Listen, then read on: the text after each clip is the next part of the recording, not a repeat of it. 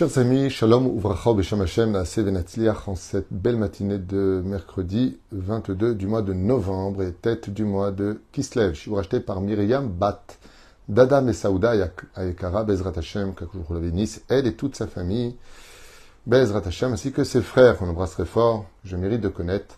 Shiur pour la Refoua Shlema des blessés, ainsi que de tout Am Israël, et que le Rav Tuitou continue à nous renforcer dans la Teshuvah grâce à ces shiurim, Todaraba. Et je fais une parenthèse où, effectivement, à Natania, en faisant le cours, eh bien, mon épouse m'a raconté qu'elle a rencontré des filles qui lui ont dit qu'elles ont pris sur elles la Tzniout, la Teshuvah, et qu'elles se sont beaucoup renforcées grâce aux shiurim que nous prodiguons. Et filles comme garçons d'ailleurs, Baruch Hashem, donc Todaraba, merci. C'est important de l'entendre aussi, parce que des fois j'ai l'impression plus de vous embêter qu'autre chose. Bénédiction et protection chez le Kol Am Israël, Kol Chayalim, Vaptsuim et tous nos blessés. Et surtout que Akadosh Baruch Hu, comme elle le demande, ramène aussi tous les Jvouim, c'est-à-dire les personnes prises en otage, à leur demeure, dans la joie, Bezrat Hashem, et le bonheur de leurs parents.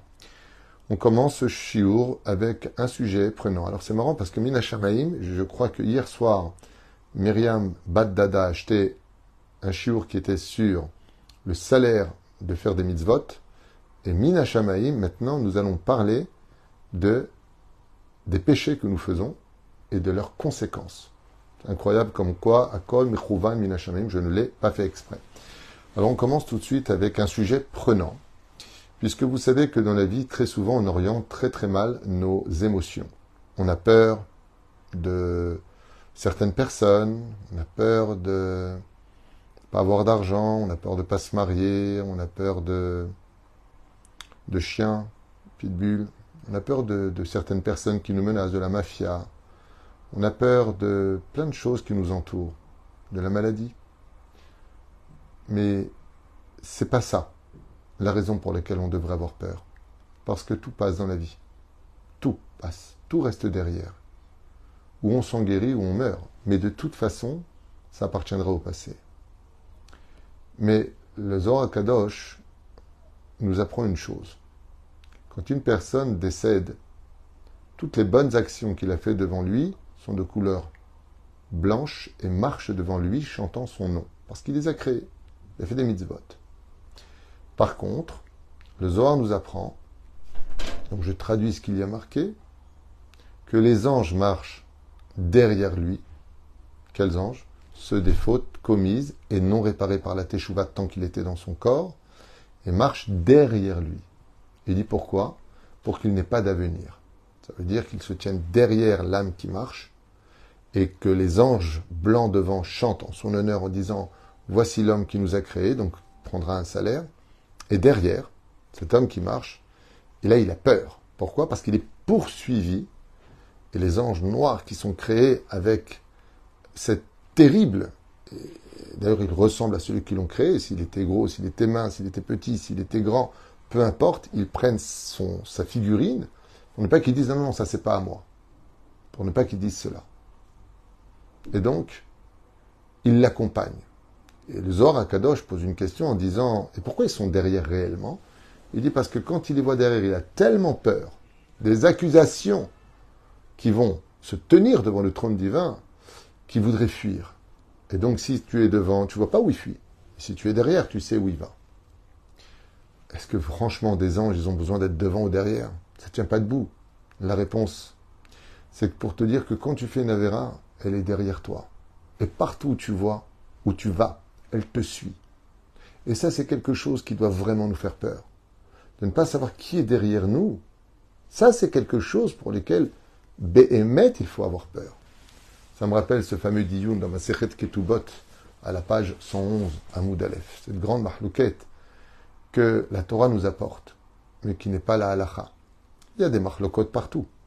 Alors ça me fait un peu rire quand j'entends ces personnes, d'ailleurs, sur les réseaux sociaux, qui se permettent d'utiliser des pages du Talmud, se référant à les Tosafot ou à certains décisionnaires qui sont mamash minoritaires, face à tous les grands poskim qui sont extrêmement majoritaires, sur le fait de monter ou pas en Eretz Israël, Ishbat Yetrem, je vous l'ai fait jurer, il y a 2 à 3 chevaux dans cette Gemara, à savoir, Bechoma, est-ce que vous allez tous monter ensemble? Est-ce que vous allez tous monter petit à petit? Est-ce que vous allez monter avec force? Est-ce que vous allez monter en défiant les nations du monde? La Gemara, chers amis, ce n'est pas la halacha. Ce qui guide la vie d'un juif, ce n'est pas ce qui est marqué dans le Talmud. Notre vie est guidée par le Shulchan Aruch. Vous voyez? C'est ça qui guide notre vie. C'est les lois juives. Ce n'est pas les Gemarot. Les Gemarot sont remplis de machlokot. Et donc, ce qui va compter, c'est le Shulchan Aruch.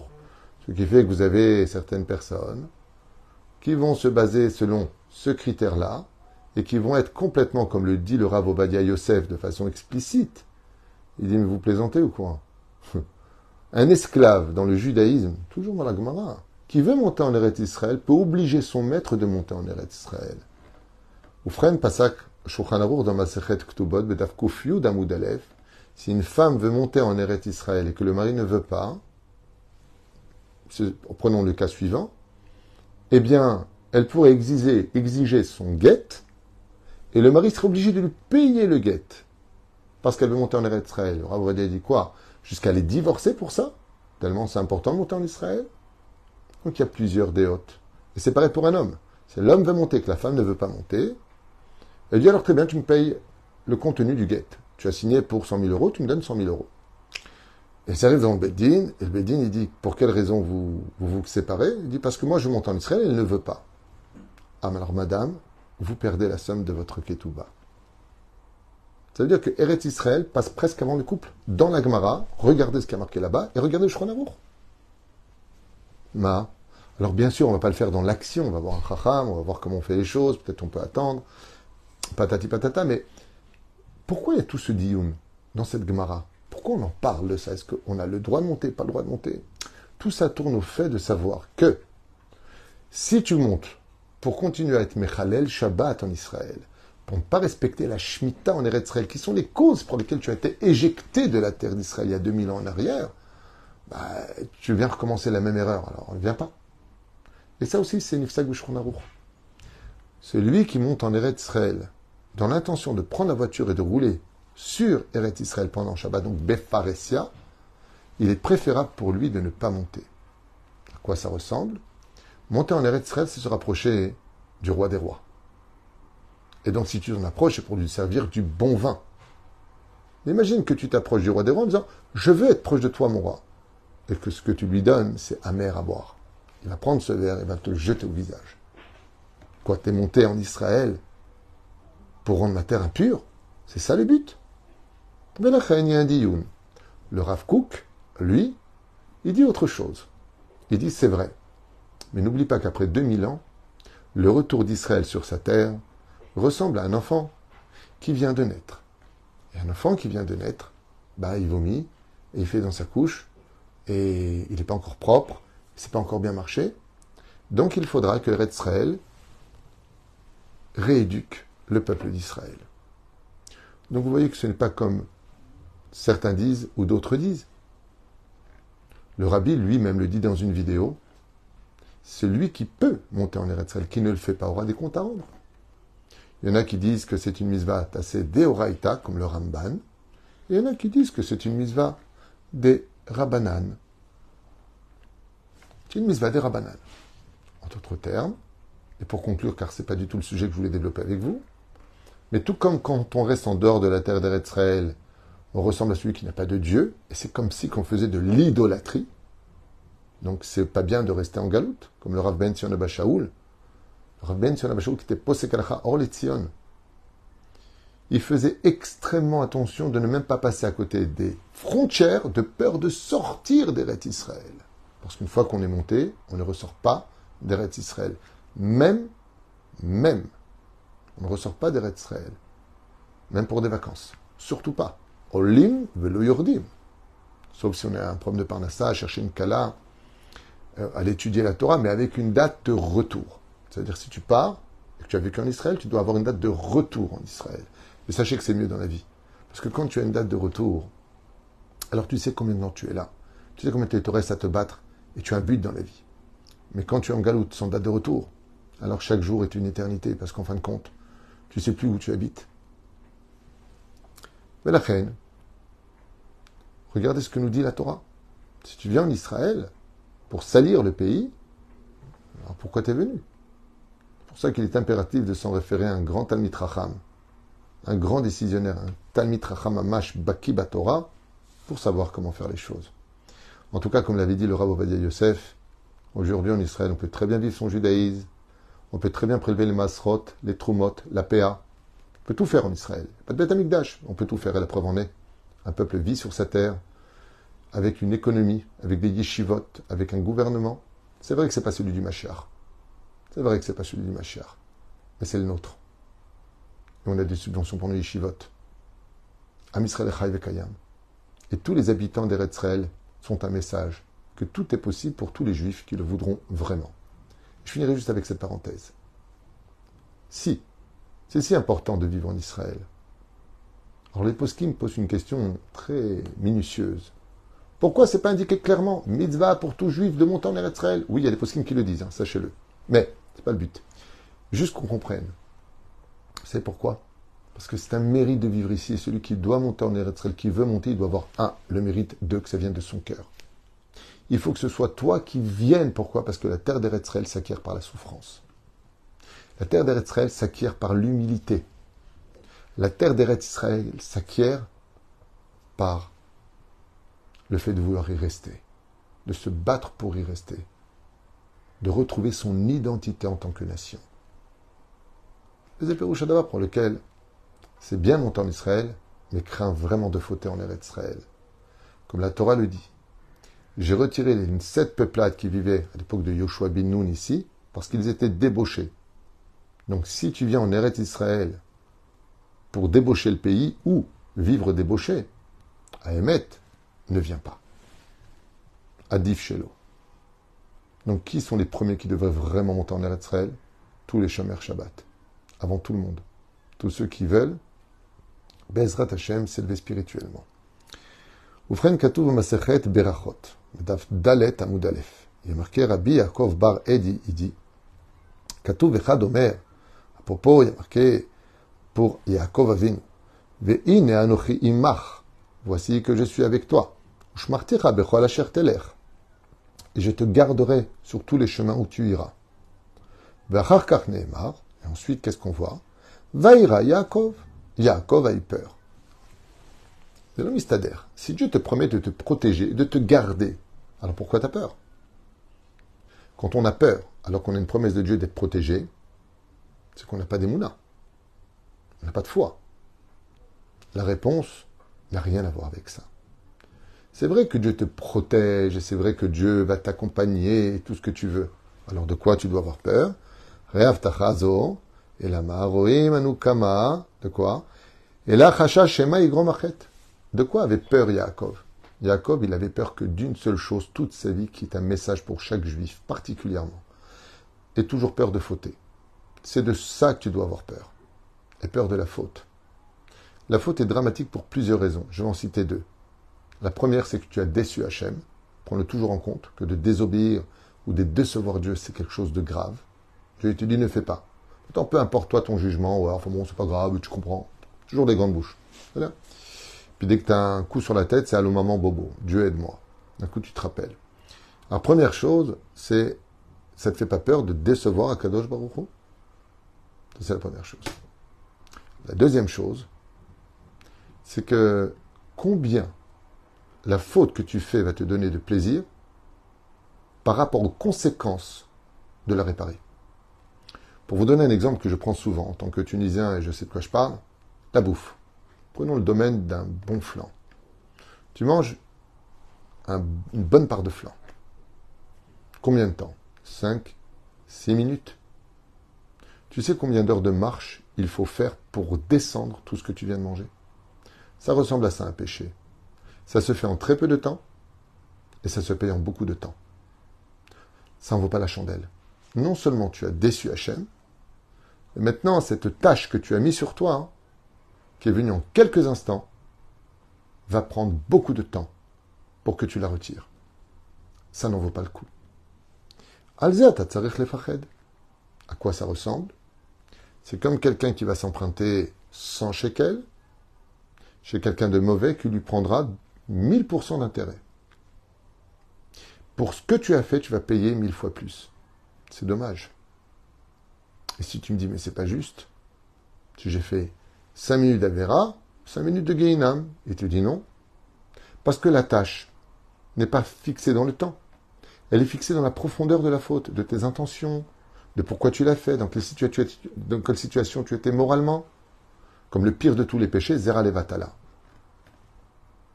Ceux qui, malheureusement, jettent leur semence en vain. Tu as fait ça quoi, en 6-7 minutes? Tu sais combien de jours de jeûne il faut pour pouvoir réparer ça? 84 jeûnes. Pas de somot, selon le Harizal. 84 jours de jeûne pour 5 minutes? Pour dire ah, réfléchis. 84 jours. Attends, mais si j'ai fait ça en 5 minutes, alors 5 minutes de punition, de réparation. Et tu dis non, je t'explique. Tu vois, quand tu roules et que tu coules une bielle, les pistons, ils ont fondu, il n'y avait plus d'huile. Tu n'as rien fait de mal. Tu as juste un petit bouton rouge qui s'est allumé dans la voiture te disant que ta voiture, elle est morte. Pour pouvoir la réparer, il faut changer tout le moteur. Et là, tu dis, mais je ne comprends pas.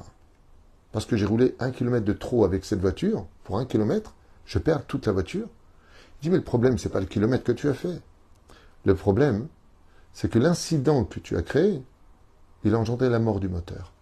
Donc, il va falloir changer tout le moteur. Et toute une vie entière, il faudra réparer. Le fait d'avoir pris une femme mariée, d'avoir fait la vatala, d'avoir menti, faire du lachonara, regarder les choses interdites. Et la faute la plus grave de toutes, le bitulzman, de ne pas avoir étudié la Torah alors que tu aurais pu. Tout ce temps va être pris en compte. Din, sur ce que tu as fait, cheshbon, sur le temps utilisé pour faire la faute. Roimanu, kama chamur adabar. Ainsi que le dit le roi David dans les Teilim, Teilim 86, duquel il est marqué Tefila les David, prière du roi David, Shamra nafshi kechassidani, garde mon âme Hashem, car je suis bonté, moi. Et donc on voit que le roi David, Korel Atzmo Chassid. Le roi David s'appelle Chassid. Yahad imzot, comme Acher, c'est Teilim, comment il s'appelle? Alors on voit ici que le roi David s'appelle Chassid, et dans un autre Teilim, qui est le 27, il est marqué Loulé et Emanti lir'od betuv Hashem be'eretz chaim. Je traduis, si ce n'est que moi qui ai cru de voir Akadosh Baruch Hu dans la terre de la vie, Vetana Mashmer des Rabbi aussi, dans Maseret Brachot Dalet Amud Aleph, il dit, la manakoud al loulé. Il dit, pourquoi il y a un point dans le mot loulé, c'est-à-dire dans le vav. Amar David, Akadosh Baruch Hu, le roi David a dit devant Dieu, Ribono Shel Olam, maître du monde, Muftach ani becha, she'ata meshalem sachar tov la tzadikim la'atid lavo. Car je sais que tu paieras un salaire pour l'éternité, pour chacune des bonnes actions que nous avons faites. Aval, maintenant, seulement, Eni yoda im yesh li chelek benehem imlav. Mais je ne sais pas si moi je ferai partie de ces tzadikim qui recevront un salaire. Ou Ali, si le roi David il dit ça, alors qu'est-ce qu'on va dire nous? Et là, chez Maïg Marchet. Pourquoi tu as dit ça? Il dit parce que peut-être que j'ai une faute. Peut-être que j'ai une faute. Alors pour vous donner une autre image, qu'est-ce que représente une petite faute dans le judaïsme? Un jour, un homme était en train de marcher sur un chemin qu'il voyait parfaitement. Et voici qu'une toute petite poussière lui rentra dans l'œil. Son œil devint rouge, et puis il commence à pleurer, il se frotte l'œil et il s'arrête. Il arrête de marcher, et donc il ne voit plus son chemin. Il a du mal à voir. Il a encore un œil pour voir, mais déjà, il prend du retard.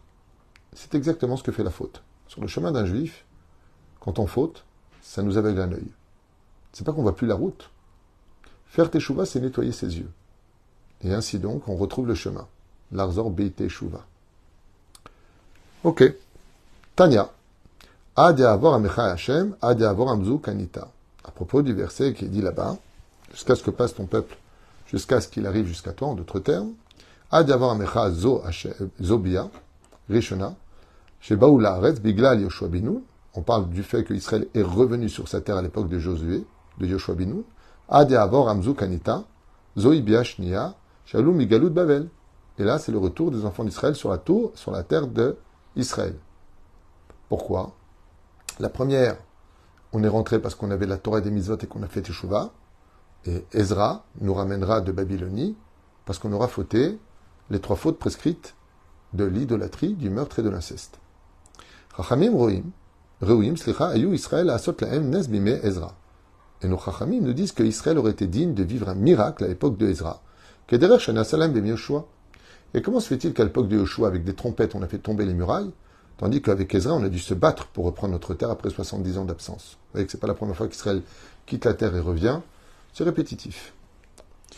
Be'alchou ela birshut Koresh. Et c'est sur l'ordre du roi Koresh qu'ils revinrent. Bechon yemem malche paras. Nishtabdu laem le Koresh velachashverosh. Nachon vedar yavesh acharon vera'a kama tzarich leizaher me'achet. Et donc toute l'histoire de Purim, qui précède le retour d'Israël sur sa terre, a été empreinte de faute. Et Kadosh Baruch Hu nous l'a fait payer avec l'histoire de Purim et le décret de Haman pour qu'on fasse Teshuvah, et une fois qu'on a fait Teshuvah, qu'on soit digne de monter en Eretz Israël. Dans ma Masechet Ta'anit, Daf Kavbet Amud Aleph, il y a une braïta qui dit Venatati gishmechem beitam. Je donnerai les pluies en leur temps. Matzenu bimei Shimon ben Shatar, shiardu lahem geshamim, belel revei ou belel shabbatot. À l'époque de Rabbi Shimon ben Shatar, on a vu que les pluies tombaient tous les mercredis soirs et les veilles de Shabbat. Et la Gemara nous dit que c'est un signe de bénédiction. Asur chitim, kivechol, zetzorim, garinim, zetim, adashim vechule vechule. Lama, avonotechem itu ela vechatotechem man'u atov mikem. Et dans Yirmiyahu, c'est marqué. Quand il y a la sécheresse en Israël, ou si tu veux savoir exactement quel est l'état mental, spirituel du peuple d'Israël, regarde ses fruits, regarde les pluies. Quand il y a de la pluie, c'est un signe qu'Israël se conduit bien. Ça veut dire qu'on est dans le bon chemin, qu'on s'améliore. Quand la sécheresse a lieu, c'est-à-dire que Dieu n'est pas content. Donc le fait de jeûner pour faire teshuva. On voit bien, ainsi donc, que le baromètre de nos vies et toutes les souffrances que nous endurons, même si ce sont des épreuves, viennent du fait qu'on est fauté. Jamais et au grand jamais, jamais et au grand jamais, une injustice n'est pratiquée sur terre. Si on souffre de quelque chose, ou que même une personne nous fait souffrir quelque chose, ne vois pas le bâton qui te frappe. Remets-toi en question. C'est qu'en toi aussi se cache quelque chose que tu ne sais pas, car tu fais une réparation. Parce que si tu ne devais pas souffrir, c'est que tu ne méritais pas de souffrir. Tu n'aurais pas souffert. Dieu t'aurait évité cette épreuve. Ce qui fait que, qu'est-ce qu'on doit craindre le plus? La maladie. Mais si tu es malade, c'est que tu as fauté. Pas d'argent. Mais si tu n'en as pas, c'est que tu répares quelque chose. Tu as fauté. Peut-être que tu n'as pas assez donné de tzedaka. Peut-être que tu as mal parlé à tes parents. Peut-être que ceci, ou peut-être que cela. Et si vous me dites, t'en mort, je suis pas d'accord, ça voudrait dire que tous les grands tzadikim ont fauté pour avoir autant souffert? Non, nos sages ont déjà prévu ta question, et ils y répondent grandement. Le but des grands sages d'Israël, comme Rabbi David Moshe, tous les grands d'Israël, c'est que eux, ils sont blancs, totalement innocents de toute faute, même si on dit qu'on ne peut pas vivre sur terre sans avoir fauté. Mais les tzadikim, ils prennent sur eux les fautes des enfants d'Israël. Ce qui fait que quand tu vois un tzadik qui est malade, c'est parce qu'il répare le peuple d'Israël. Il n'y a que celui qui a beaucoup de mitzvot dans sa vie qui peut se permettre de payer les dettes des autres, spirituellement. Ce qui fait que le tzaddik, avec toute l'étude de Torah qu'il a, de Torah ou de Mezot Maasim Tovim, son mérite vient payer pour sauver la vie de ceux qui étaient déjà chayav mita. Et la reine, les tzadikim, on comprend pourquoi très facilement. Ils souffrent même plus que ceux qui fautent, parce que ce sont eux qui portent leurs fautes. Et un jour, il y a 2000 ans en arrière, un juif a dit, en utilisant cet enseignement de nos sages, je prends sur moi toutes les fautes, croyez en moi et vous serez sauvés. Aïe, aïe, aïe, c'est la devise de tous nos des Chachamim, chaque grand rabbin d'Israël. Prenez sur lui toutes les fautes du peuple d'Israël. J'ai cité Rabbi David Moshe, qui alors avait vu un décret sur le peuple d'Israël et a dit à Dieu, prends-moi moi et laisse vivre le peuple. C'est Pérouche Adavar. Et la reine, ce que doit craindre un homme dans ce monde, c'est tout ce qui n'est pas correct. Que ce soit des fautes morales, des fautes de halachot, des fautes même par inadvertance. Fais attention où tu poses les pieds, car nul n'est censé ignorer la loi. Et c'est pour cela que je conseille vivement à chaque personne, chaque couple, chaque famille, d'avoir un rave sur lequel il se référencera pour avoir l'opinion de la Torah. Non pas parce qu'ils ne sont pas assez intelligents, ou parce que le rave, c'est le gourou, comme les gens aiment bien le dire. Non. Pour tout simplement savoir si dans leurs décisions, ils ne font pas une erreur morale ou des lois juives. C'est ça le fait de demander un rave. J'entends des fois des gens qui disent « Ah, tu as demandé un rave, où est-ce que tu dois manger, est-ce que tu dois faire ceci ou cela ?» Mais non, mais non, mais non. Vous savez que le Rav lui-même, il a un Rav. Et que le Rav du Rav, il a aussi un Rav. Il n'y a pas que vous qui avez des rabbanim. Mais si on s'en réfère à eux, c'est juste pour demander si on n'est pas hors la loi. Baruch Adonai l'olam. Amen ve amen.